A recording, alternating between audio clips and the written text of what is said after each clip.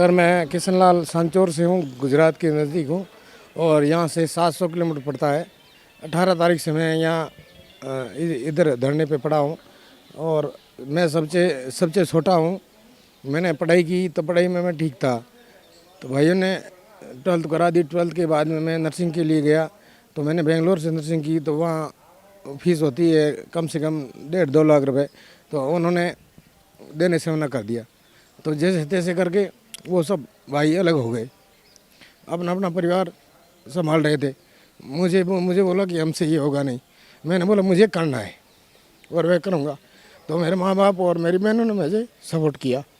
मेरी भैंस 2 भैंसें थी, वो बिक गई और मैं ट्रेनिंग करके 2007 कैडर का हूँ मैं। 2007 में भर्ती निकली, वसुंधरा सरकार ने निकाली थी 7,900 में।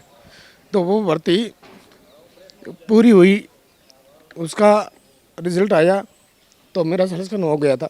तो कई जो बाकी रह गए थे उन्होंने कोर्ट में केस लगा दिया और भर्ती अटक गई। वो केस चलते चलते 2016 आ गया। 9 साल केस चला। 9 साल में हमारे पैसे भी लगे, वकील रखे हमने, और 16 में हमें जीत मिली।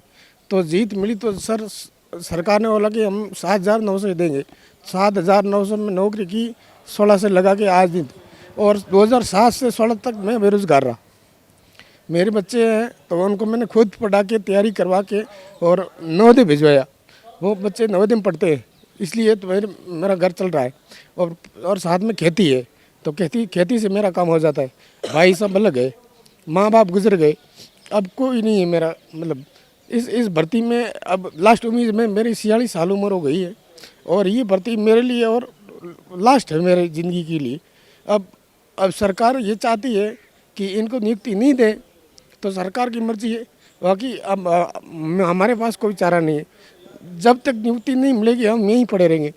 घर वाले पैसे मांगते हैं तो हमारे पास पैसे देने के लिए क्या, हमारा डेली का तो यहाँ 1,000 रुपये का खर्चा है। कौन सी होटल खाना खिलाती है जो 100 रुपये से कम खिलाती है?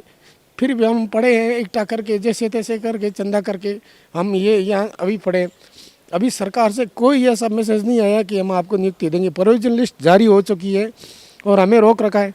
अभी दिसंबर 2023 में कांग्रेस सरकार ने कहा कि हमें आपको नियुक्ति देंगे, हमें रिपीट करो। तो अब रिपीट करना मेरे बस में थोड़ा, ये सरकार चेंज हो गई।